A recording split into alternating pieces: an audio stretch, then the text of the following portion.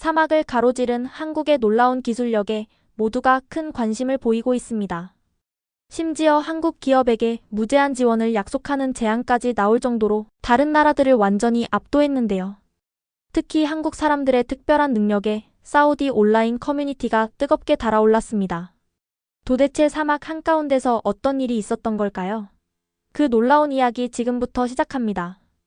여러분의 응원이 더 좋은 콘텐츠를 만드는 큰 힘이 됩니다. 부탁드려요. 안녕하세요. 저는 리야드 국립병원 응급실 의사 알렉산더 목건입니다. 저는 끝없는 모래와 자결하는 열기로 둘러싸인 도시 리야드의 국립병원에서 의사로 일하고 있어요. 응급실에서 일하며 매일 생과 사를 목격하죠. 제 손은 상처를 꿰매고 멈춰가는 심장을 뛰게 하고 죽음의 문턱에서 사람들을 되돌려 놓았습니다. 하지만 제 동생 벤자민에게 일어난 일만큼 저를 두렵게 한 응급 상황은 없었어요. 벤자민은 제게 남은 유일한 가족입니다. 우리 부모님은 우리가 어렸을 때 자동차 사고로 돌아가셨어요. 당시 저는 16살이었고 벤자민은 겨우 10살이었죠. 그날 이후로 저는 그에게 형이자 부모 역할을 했습니다. 조용하고 슬픈 소년에서 뛰어난 청년으로 성장하는 그를 지켜봤어요. 그가 토목공학 학위를 받고 졸업했을 때 저는 제 인생에서 그 어떤 것보다도 더 자랑스러웠습니다. 작년에 벤자민이 우리 집 현관문을 벌컥 열고 들어왔을 때 그의 얼굴은 흥분으로 빛나고 있었어요. 알렉스, 알렉스, 그가 소리쳤죠. 삼성 C&T에서 리야드 메트로 프로젝트를 위한 엔지니어를 뽑고 있어. 지원할 거야. 제 미소가 얼굴에서 굳어버리는 것을 느꼈습니다. 삼성은 한국 회사였어요. 물론 그들은 모두가 사용하는 훌륭한 휴대폰과 자동차를 만들었지만 사막 도시 아래에 지하철 시스템을 건설하는 것은 완전히 다른 도전처럼 보였습니다. 이거 확실해? 저는 목소리를 가볍게 유지하려고 노력하며 물었어요. 사막 아래 터널을 짓는 게 복잡해 보이는데. 벤자민의 눈은 결의로 빛나고 있었습니다. 한국인들은 놀라운 기술을 가지고 있어, 알렉스. 그들의 안전 기록은 세계 최고야. 이건 내가 중요한 일의 일부가 될 수 있는 기회라고. 저는 고개를 끄덕였지만 의심이 제 마음속으로 스며들었어요. 병원에서 저는 사람들이 기술에 너무 많은 믿음을 두었을 때 어떤 일이 일어나는지 봤습니다. 기계는 고장났고 시스템은 다운됐죠. 그리고 그럴 때마다 그 뒷수습은 제 일이었습니다. 그날 밤 저는 잠을 이루지 못하고 침대 위 천장 선풍기가 돌아가는 것을 바라보며 누워 있었어요. 사막 바람이 우리 아파트 창문 밖에서 울부짖고 있었죠. 한국 엔지니어들이 정말 이 혹독한 땅 아래에 안전한 터널을 지을 수 있을까요? 그들은 전자제품에는 능숙했지만 사막 집안의 위험한 특성을 이해할까요? 무언가 잘못되면 어떡하죠? 벤자민은 그 일자리를 얻었습니다. 매일 아침 그는 빠르게 아침을 먹고 제 뺨에 키스한 뒤 노란 안전모를 집어들고 문 밖으로 서둘러 나갔어요. 그들의 안전 프로토콜은 정말 놀라워 어느 아침 그가 저에게 말했습니다. 우리는 모든 가능한 비상 상황에 대한 시뮬레이션을 실행해. 그들은 모든 것을 생각해놨어. 저는 그를 믿고 싶었어요. 미소 지으며 고개를 끄덕였지만 걱정은 제 뱃속에 돌처럼 남아있었습니다. 어느 저녁 벤자민은 우리 식탁 위에 청사진을 펼쳤어요. 이 설계를 봐. 그는 복잡한 터널 시스템 도면을 가리키며 말했습니다. 한국 팀은 국제 표준에서도 요구하지 않는 추가 지지벽을 넣었어. 그들은 파기 전에 모든 약점을 예측하기 위해 고급 3D 모델링을 사용하고 있어. 저는 설계의 정밀함을 인정하면서도 여전히 불확실함을 느끼며 청사진을 살펴봤어요. 그냥 조심해. 저는 그의 어깨를 꽉 쥐며 말했습니다. 약속해. 약속할게. 벤자민이 웃으며 말했어요. 하지만 솔직히 알렉스, 건설 현장에서 이렇게 안전하다고 느낀 적은 없었어. 한국 엔지니어들은 모든 것을 3번씩 확인해. 안전 먼저. 일정은 그 다음. 그게 그들의 모토야. 매일 저는 제 동생이 밝은 노란색 안전모와 주황색 안전조끼를 입고 일하러 나가는 것을 지켜봤습니다. 아침 햇살이 그의 안전장비에 비치면 그는 창백한 사막 풍경 속에서 작은 태양처럼 빛났어요. 그리고 매일 저는 그가 안전하게 집으로 돌아오기를 조용히 기도했습니다. 당시 제가 몰랐던 것은 한국 기술에 대한 제 의심이 곧 최악의 방식으로 시험받게 될 거라는 사실이었어요. 제 동생의 생명이 위태로워질 것이고 한국 공학에 대해 제가 알고 있다고 생각했던 모든 것이 도전받을 것입니다. 우리 두 사람의 삶을 영원히 바꿔놓을 재난이 다가오고 있었습니다. 평범한 어느 오후가 갑자기 공포로 변했습니다. 알렉산더가 병원에서 근무하고 있을 때 소식을 들었어요. 지하철 건설 현장에서 사고가 났다는 거였죠. 벤자민이 일하고 있던 곳 근처에서 터널이 무너졌습니다. 그곳은 한국 팀이 건설한 구역이 아니라 유럽 회사가 건설 중이던 인접 지역이었어요. 그래도 많은 작업자들이 지하에 갇혔고 일부는 이미 목숨을 잃었다고 했습니다. 알렉산더의 심장이 빠르게 뛰기 시작했어요. 그는 계속해서 벤자민의 전화에 연락을 시도했지만 아무도 응답하지 않았습니다. 그의 손은 다시 시도하며 떨리고 있었어요. 그는 혼잣말로 괜찮기를, 제발 괜찮기를 하고 속삭였습니다. 병원에서 더 이상 기다릴 수 없었던 알렉산더는 사고 현장으로 급히 달려갔어요. 그가 본 광경은 그의 가슴을 철렁 내려앉게 했습니다. 터널 입구가 부분적으로 무너져 있었고 안에서 사람들이 소리치는 것이 들렸어요. 구조대원들은 갇힌 작업자들을 구하기 위해 들어가는 것이 안전한지에 대해 논쟁하고 있었습니다. 유럽 현장 관리자 중 한 명이 너무 위험하다고 말했어요. 언제든지 전체가 무너질 수 있으니 어떤 조치를 취하기 전에 정부의 승인을 기다려야 한다고 했습니다. 알렉산더는 자신의 귀를 믿을 수 없었어요. 기다리라고요? 그의 동생이 안에서 죽어가고 있을지도 모르는데? 그는 안에 사람들이 있다고, 자신의 동생이 안에 있다고 소리쳤습니다. 관리자는 슬픈 표정으로 그를 바라보며 미안하다고 말했어요. 너무 위험해서 안전하다고 확신할 때까지 더 많은 사람들을 보낼 수 없다고 했습니다. 알렉산더는 무력감을 느꼈어요. 터널은 어둡고 먼지가 가득했으며 아무도 기꺼이 도움을 주려 하지 않았습니다. 그는 최악의 상황, 즉 다시는 동생을 볼 수 없을지도 모른다는 생각을 하기 시작했어요. 하지만 그때 뭔가가 바뀌었습니다. 밝은 주황색 유니폼을 입은 1단의 사람들이 현장에 도착했어요. 그들은 목적을 가지고 움직이며 빠르게 장비를 설치하고 지도와 컴퓨터 화면을 연구하면서 한국어로 대화를 나누었습니다. 알렉산더는 근처에 있던 작업자에게 그들이 누구냐고 물었어요. 그 작업자는 삼성 C&T의 한국 구조팀이라고 대답했습니다. 그들은 프로젝트가 시작된 이후로 이런 비상 상황에 대비해 왔다고 했어요. 알렉산더는 박민준이라는 이름의 팀장이 상황을 맡아 지휘하는 것을 지켜보았습니다. 어쩌면, 정말 어쩌면 아직 희망이 있을지도 모른다고 생각했어요. 박민준은 사고 현장에 있는 다른 사람들과는 달랐습니다. 모두가 당황하거나 논쟁하는 동안 그는 침착하고 집중력이 있었어요. 그는 한때 한국에서 광산 구조대원으로 일했기 때문에 지하에 갇힌 사람들을 구하는 방법에 대해 많이 알고 있었습니다. 한국팀은 누구의 허락도 기다리지 않았어요. 그들은 즉시 작업에 들어갔습니다. 그들은 알렉산더가 전에 본 적 없는 특별한 장비를 가지고 있었어요. 벽을 통해 체열을 감지할 수 있는 열감지 드론, 전체 지하철 시스템의 3D 컴퓨터 모델, 그리고 마치 공상 과학 영화에서 나온 것 같은 안전 장비였습니다. 알렉산더는 박민준이 컴퓨터 주변으로 팀을 모으는 것을 지켜봤어요. 화면에는 터널의 상세한 지도가 있었습니다. 박민준은 팀에게 3D 시뮬레이션에서 아직 손상되지 않은 작은 경로가 있다고 설명했어요. 그 경로를 따라가면 생존자에게 도달할 확률이 72%라고 화면을 가리키며 말했습니다. 유럽 관리자들은 고개를 저었어요. 한 명이 너무 위험하다며 다른 붕괴를 일으켜 자신들을 포함한 모든 사람을 죽일 수 있다고 말했습니다. 박민준은 흔들림 없는 눈으로 그 사람을 바라보며 시뮬레이션을 실행했고 터널이 가장 안정적인 곳을 정확히 알고 있으니 들어갈 것이라고 말했어요. 알렉산더는 한국팀이 장비를 마지막으로 점검하는 것을 지켜보며 작은 희망의 불씨를 느꼈습니다.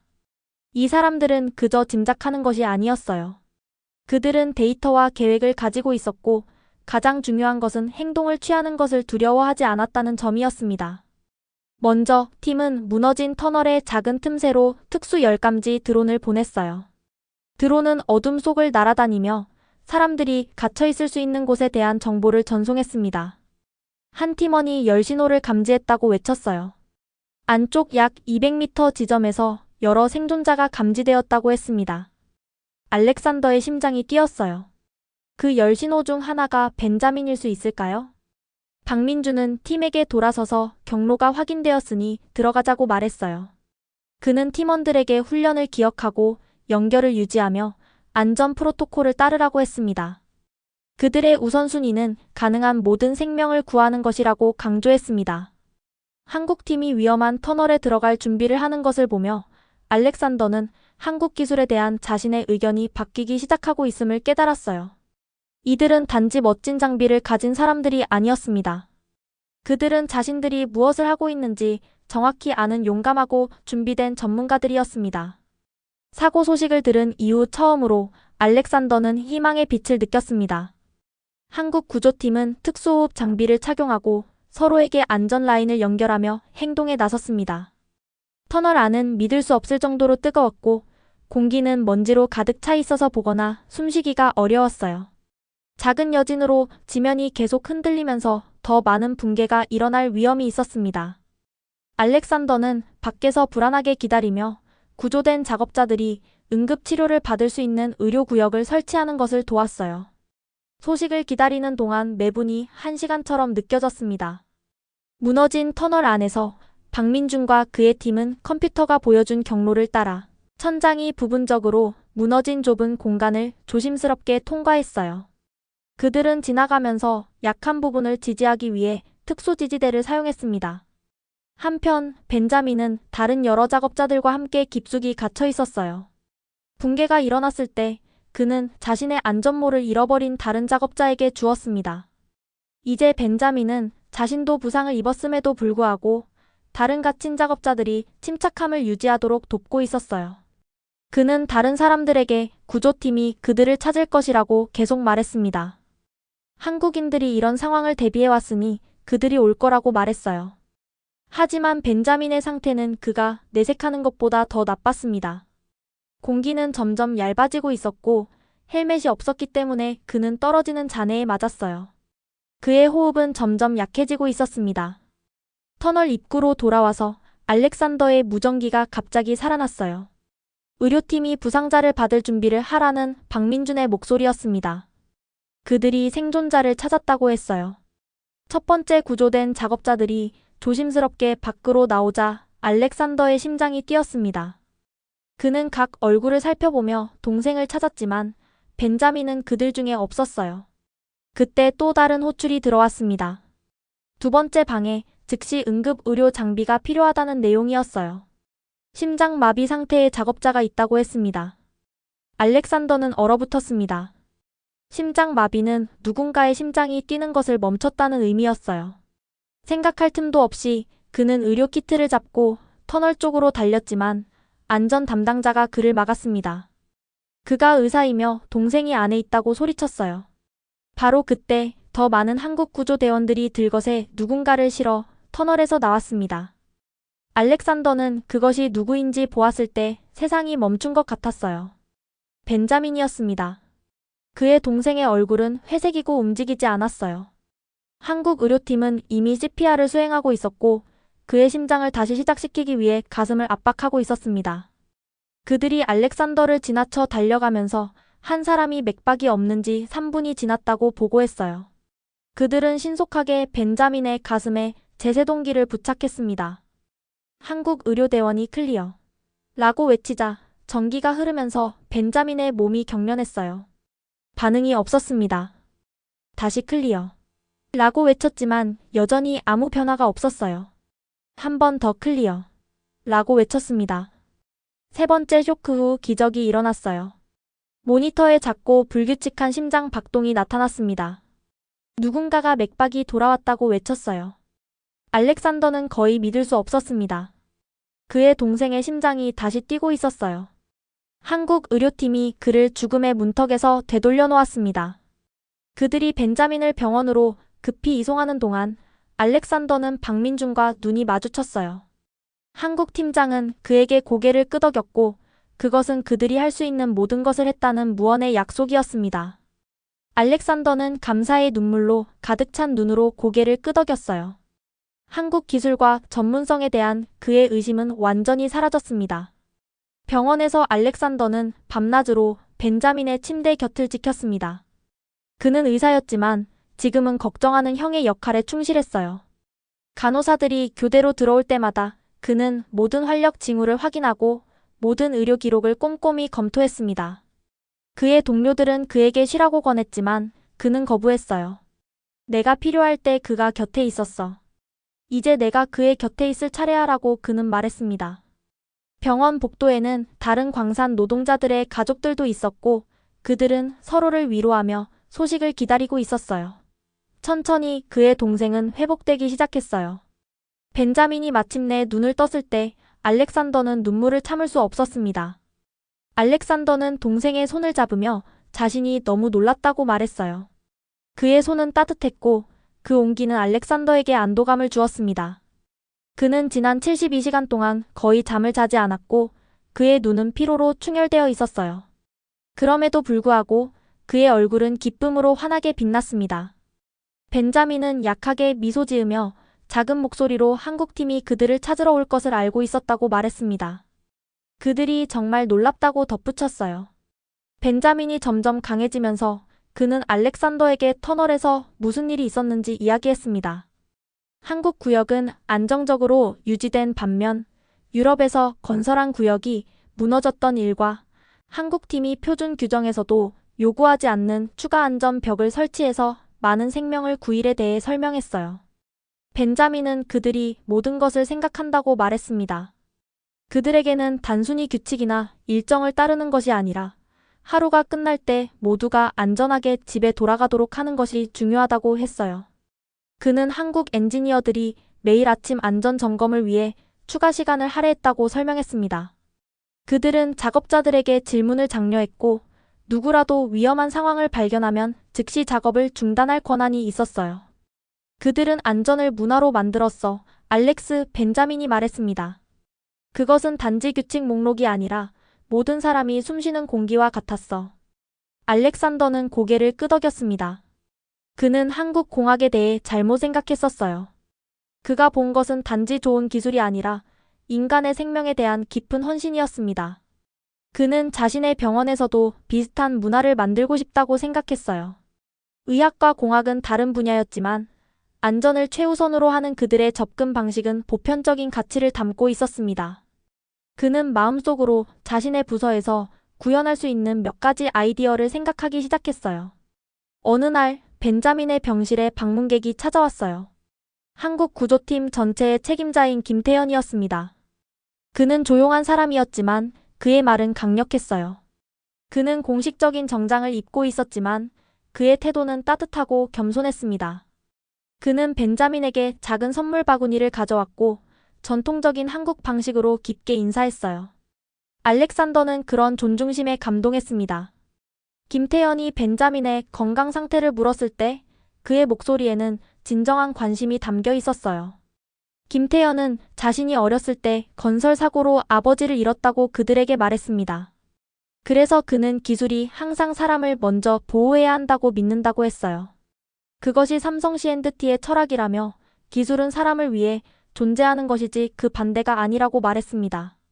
그의 눈에는 오래된 슬픔의 그림자가 잠시 스쳐 지나갔어요.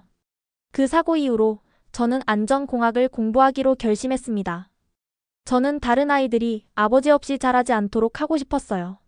그의 이야기는 단순했지만 강력했고 그 방에 있는 모든 사람에게 깊은 인상을 남겼습니다. 그것은 단순한 회사 철학이 아니라 개인적인 사명이었어요. 알렉산더는 이전의 의심에 대해 부끄러움을 느꼈어요. 그는 한국 기업이 그런 위험한 프로젝트를 처리할 수 있다고 믿지 않았다고 인정하며 완전히 잘못 생각했다고 말했습니다. 그는 솔직하게 자신의 편견을 고백했어요. 저는 한국 기술을 휴대폰과 텔레비전으로만 생각했습니다. 이런 생명 구조 기술과 헌신에 대해서는 몰랐어요. 그의 얼굴은 진심 어린 후회와 존경으로 가득 찼습니다. 그는 자신이 얼마나 세상을 좁게 보고 있었는지 깨달았어요. 김태현은 단순히 고개를 끄덕였어요. 많은 사람들이 비슷한 오해를 가지고 있다고 말했습니다. 그들은 한국의 휴대폰과 자동차에 대해서는 알지만 건설과 안전 시스템에 대해서는 모른다고 했어요. 행동이 말보다 더 큰 소리로 말하며 이제 알렉산더가 그들의 행동을 보았다고 말했습니다. 알렉산더는 자신이 불공정한 고정관념을 가지고 있었다는 것을 깨달았어요. 그는 사실을 알지 못한 채 한국 기술을 판단했었습니다. 이제 그는 더 잘 알게 되었어요. 그는 자신이 얼마나 많은 다른 문화들을 잘못 판단했을지 생각했습니다. 의사로서 그는 증거에 기반하여 진단을 내리도록 훈련받았지만 문화적 태도에 관해서는 증거보다 고정관념에 의존했다는 것을 인정해야 했어요. 그것은 겸허한 깨달음이었고 그는 앞으로 더 개방적인 마음을 가지기로 결심했습니다. 알렉산더는 김태현에게 그들의 비상대응 시스템 일부를 자신의 병원에 도입하겠다고 말했습니다. 그것들이 더 많은 생명을 구하는데 도움이 될 수 있을 거라고 했어요. 그는 특히 그들의 실시간 모니터링 시스템과 비상 프로토콜에 감명받았다고 설명했습니다. 병원에서도 매초가 중요했고 구조작업과 마찬가지로 체계적인 접근 방식이 필요했어요. 우리 의료팀도 당신의 구조팀처럼 훈련받고 장비를 갖출 수 있다면 더 많은 환자를 구할 수 있을 거예요. 그는 진심을 담아 말했습니다. 김태현은 미소 지으며 살짝 고개를 숙였습니다. 그들의 지식을 공유하게 되어 영광일 것이라고 말했어요. 그는 즉시 자신의 명함을 건네며 알렉산더에게 삼성 C&T의 안전훈련센터를 방문하라고 초대했습니다. 우리의 기술과 당신의 의학적 전문 지식을 결합하면 우리는 함께 더 많은 일을 할 수 있을 것입니다. 그의 제안은 진정한 협력의 손길을 내미는 것이었고 알렉산더는 감사히 그것을 받아들였어요. 떠나기 전에 김태현은 벤자민에게 특별한 선물을 주었습니다. 삼성 C&T가 뛰어난 용기를 보여준 작업자에게 주는 안전 메달이었어요. 그는 벤자민이 다른 작업자를 보호하기 위해 자신의 헬멧을 주었다며 그런 종류의 이타심은 인정받을 가치가 있다고 말했습니다. 메달은 작지만 아름다웠어요. 한쪽 면에는 한글로 생명을 구하는 용기라고 새겨져 있었고 다른 쪽에는 벤자민의 이름과 날짜가 적혀 있었습니다. 그것은 단순한 장식품이 아니라 사람의 생명을 위해 자신을 희생할 수 있는 정신에 대한 경의였어요. 방 안의 모든 사람들이 그 순간의 중요성을 느꼈고 침묵이 그들을 감쌌습니다. 벤자민은 자부심을 가지고 메달을 들었어요. 그의 거의 죽을 뻔한 경험은 건설 작업에서 그를 두렵게 하지 않았습니다. 오히려 그것은 그에게 새로운 꿈을 주었어요. 설계팀에 합류하여 미래에 더 안전한 터널을 만드는 데 도움을 주는 것이었습니다. 몇 달 후 리야드 메트로가 마침내 완공되었습니다. 개통일에는 도시 전체가 화려한 깃발과 조명으로 장식되었어요. 이제 완전히 회복된 알렉산더와 벤자민은 성대한 기념식의 특별 손님으로 초대받았습니다. 그들이 정부 관계자들과 대사들 옆 VIP 구역에 앉아 있을 때 알렉산더는 감정이 북받치는 것을 느꼈어요. 불과 몇 달 전 그는 거의 동생을 잃을 뻔했습니다. 이제 그들은 인간 정신과 기술의 승리를 축하하고 있었어요. 기념식에서는 화면에 구조작업의 3D 영상이 보여졌습니다. 관객들은 한국팀이 무너진 터널에 용감하게 들어가 생명을 구하는 모습을 보며 눈물을 닦았어요. 안내자는 한국 구조팀이 그날 37명의 생명을 구했다고 말했습니다. 그들의 준비와 기술, 그리고 용기가 불가능한 일을 가능하게 만들었다고 했어요. 연설이 끝난 후 알렉산더와 벤자민은 새 지하철 열차에 첫 공식 탑승을 했습니다. 그들이 지하 터널을 매끄럽게 미끄러지듯 지나갈 때 벤자민은 대부분의 승객들이 결코 알아차리지 못할 안전 기능들을 가리켰어요. 벤자민은 추가 지지대가 원래 설계에는 없었다고 말했습니다. 붕괴 사고를 연구한 후 한국 엔지니어들이 추가했으며 비상구는 국제 표준이 요구하는 것보다 2배나 넓다고 설명했어요. 알렉산더는 세심한 주의에 감명받아 고개를 끄덕였습니다. 그들이 정말 모든 것을 생각한다고 말했어요. 그날 저녁 늦게 알렉산더는 축하 만찬에서 다시 박민준을 만났습니다. 알렉산더는 그에게 지하철이 마침내 운행되는 것을 보니 어떤 기분이냐고 물었어요. 박민준은 미소 지으며 단순히 프로젝트를 완성하는 것이 아니라고 대답했습니다. 사람들을 연결하고 그들의 삶을 더 나아지게 하는 무언가를 만드는 것이라고 했어요. 모든 역과 터널은 그들이 보호한 생명과 온전히 유지된 가족들을 대표한다고 말했습니다. 알렉산더는 한국팀의 노력 덕분에 자신의 가족이 어떻게 온전히 남았는지 생각했어요. 그는 사고 전에는 한국 기업들이 이렇게 혹독한 조건에서 이렇게 복잡한 것을 만들 수 있다고 생각하지 않았다고 인정했습니다. 박민준이 그에게 지금은 어떠냐고 물었어요. 알렉산더는 진심으로 이제 한국 공학이 단지 좋은 것이 아니라 세계 최고 수준이라는 것을 알게 되었다고 말했습니다. 하지만 더 중요한 것은 위대한 기술은 인간의 생명에 대한 깊은 관심에서 비롯된다는 것을 배웠다고 말했어요. 그날 밤 그들이 도시를 내려다보았을 때 새로운 지하철 노선은 사막 도시를 통해 생명을 운반하는 혈관처럼 밝게 빛났습니다. 알렉산더는 자신의 여정이 어떻게 그를 변화시켰는지 생각했어요. 그는 의심과 편견으로 시작했지만 이제 그는 존경과 감사 외에는 아무것도 느끼지 않았습니다. 벤자민이 그들에게 합류했고 그의 얼굴은 미래에 대한 흥분으로 빛나고 있었어요. 그는 삼성 C&T의 안전 설계팀에서 일자리를 제안받았으며 전 세계 작업자들을 위한 새로운 보호 시스템을 만드는 데 도움을 줄 것이었습니다. 벤자민은 한국팀이 자신에게 해준 것을 다른 사람들에게도 하고 싶다고 설명했어요. 더 나은 설계를 통해 생명을 구하고 싶다고 했습니다. 알렉산더는 동생이 된 사람에 대해 자랑스럽게 생각하며 동생의 어깨에 팔을 둘렀어요. 그들은 함께 리야드 메트로 456 노선이 이제 단순한 교통수단을 넘어 서로 다른 문화가 함께 일하고 무엇보다 인간의 생명을 우선시할 때 일어나는 기적에 대한 기념물로 서 있는 도시를 바라보았습니다. 지하철은 단지 사람들을 한 장소에서 다른 장소로 이동시키는 것이 아니었어요. 그것은 한국의 기술과 연민이 재난을 승리로 바꾸고 두 형제가 다른 사람들의 용기를 통해 새로운 목적을 찾은 이야기를 담고 있었습니다. 도시 전역의 사람들이 새 열차에 탑승하면서 많은 이들이 한국 엔지니어들이 이곳에서 생명을 구했다고 말할 것입니다. 구조 이야기는 대대로 전해질 것이며 기술은 최고의 상태에서 단지 기계와 건물에 관한 것이 아니라 소중한 인간 생명을 보호하는 것에 관한 것임을 모두에게 상기시킬 것입니다. 그날 밤 알렉산더가 근무를 위해 병원으로 돌아가는 길에 그는 사막 도시 위로 빛나는 별들을 올려다보았어요. 뜨거운 사막 공기 속에서 그는 다시 한번 생명의 가치와 인간 의지의 힘을 느꼈습니다. 그의 마음은 이제 재난의 기억뿐만 아니라 기술과 인간의 연민이 만들어낸 기적으로 가득 차 있었어요. 알렉산더는 한 가지 확신했습니다. 기술은 단지 기계적 도구가 아니라 사람들을 구하고 새로운 내일로의 문을 여는 생명선이라고요. 그 믿음을 마음속에 굳게 간직한 채 그는 책임감과 열정을 가지고 자신의 일을 계속하며 한국의 혁신과 세계 기술이 함께 더 많은 생명을 구하게 될 날을 꿈꾸며 스스로에게 약속했습니다. 오늘의 영상은 여기까지입니다. 오늘의 사연 재밌게 보셨다면 좋아요와 구독 꼭 부탁드릴게요. 다음에도 여러분의 마음을 울릴 수 있는 진솔한 이야기로 찾아뵙겠습니다.